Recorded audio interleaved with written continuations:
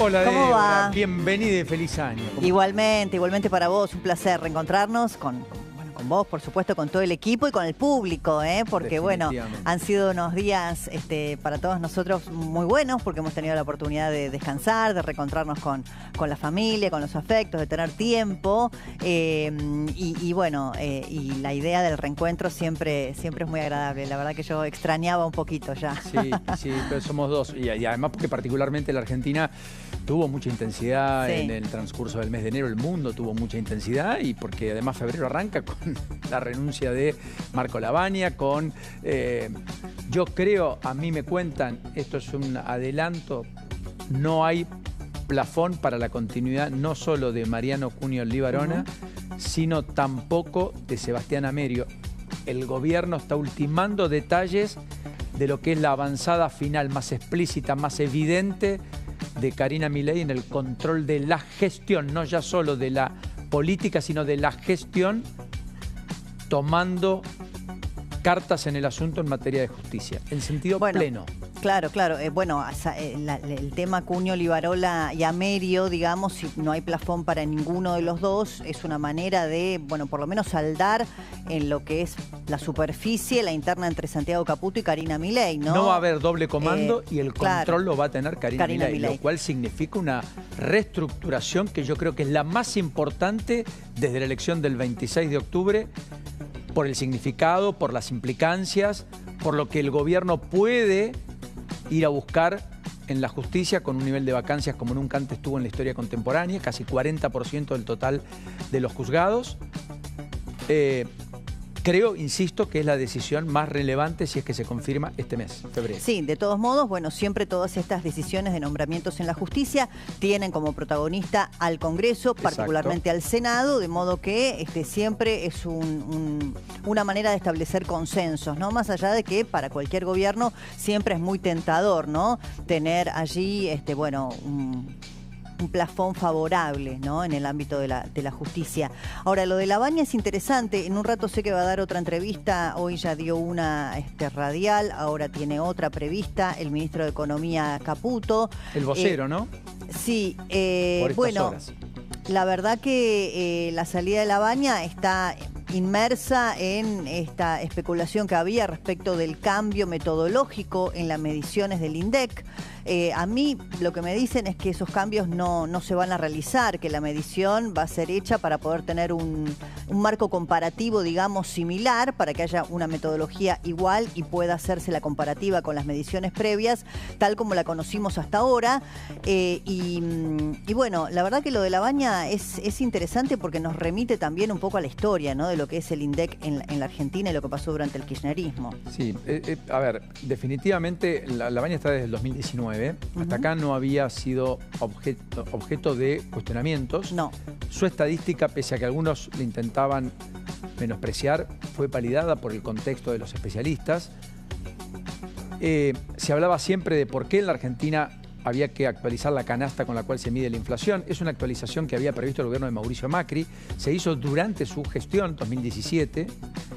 Se encuestó para saber cuál era la canasta necesaria de medición para poder estar más acorde a los consumos que nosotros tenemos. Esta canasta con la cual medimos la inflación es del 2004, tiene 20 años largos, tiene telefonía fija.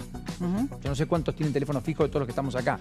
Por ejemplo, yo ni siquiera lo tengo. Sí, lo mismo que podés hacer el mismo paralelismo con la manera de medir la pobreza, ¿no? Que es una discusión también que tiene muchos años en la Argentina, porque claro, cuando vos no medís la pobreza en términos estructurales, sino por nivel de ingresos, y cada punto de inflación hace que tengas más pobres, cada punto de inflación que baja, menos pobres. Hay que decir que... Atraso cambiario, baja la pobreza, sube el dólar, sube la pobreza.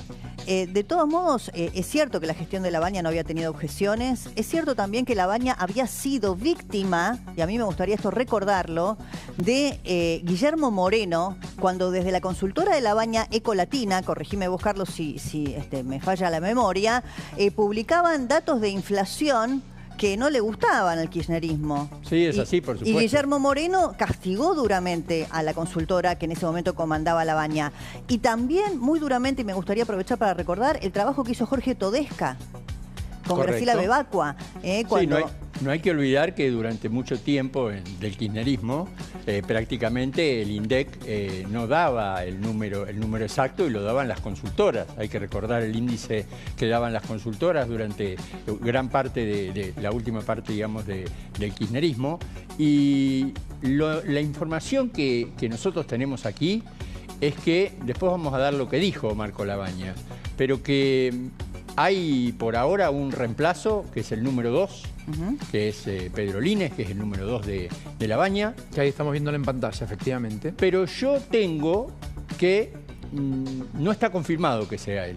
¿Que podría haber otro nombre? Que podría haber otro nombre. O sea, que él es la transición eventualmente hasta el desembarco, la llegada o el anuncio de un nuevo director del INDEC. A ver, que habría una transición, ¿por qué? Porque la semana que viene, ustedes saben, sale el índice de precios al consumidor, tiene que dar a conocer el INDEC, el índice de precios al consumidor de diciembre. Sí. De enero.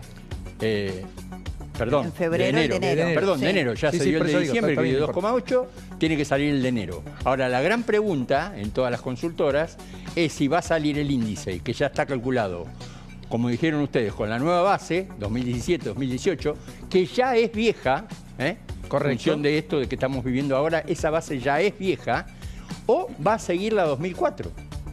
Igual en INDEC hizo pruebas y dieron muy parecidos los índices. Tanto desde septiembre en adelante no hubo mucha diferencia entre uno y otro. Correcto, hay una nota de Francisco Jueguen en La Nación haciendo esa comparativa que es muy interesante. Y vos sabés que la ponderación es prácticamente muy similar. Muy similar. Creo que daba con decimales la diferencia. Sí, el del 2,8 que dio diciembre, la otra, bajo la nueva metodología, da 2,9. Por ejemplo, el anterior que había dado 2,5, los dos, con las dos metodologías da 2,5. Por lo tanto, no hay mucho cambio en la variación. Pero bueno, habrá que ver qué decide el INDEC. ¿Cuál sería el problema si no hay mucho cambio entre una cosa y la otra? De una actualización que se había anticipado que se iba a hacer en enero para empezar el año, que no se quería hacer en campaña electoral, por eso no se hizo el año pasado, porque no querían que se lea como que el gobierno cambiaba la manera de medir la inflación para que le sea más favorable frente a un discurso de la oposición hablando de que la inflación no había sido derrotada, sino que seguía viva. Claro, pero quiero explicar algo, y un datito más, Carlos, perdón la interrupción. El presidente en declaraciones públicas en estos días dijo que para agosto, corríjanme ustedes, la inflación iba a empezar con 0. Entonces, sí, después corrigió a fin de año. Pero quiero explicar algo estadísticamente que es muy importante. Cuanto más baja es la tasa de inflación, menos divergencia hay entre una serie y otra. No es lo mismo que la tasa de inflación sea 25% mensual que la tasa de inflación sea 2,8% anual.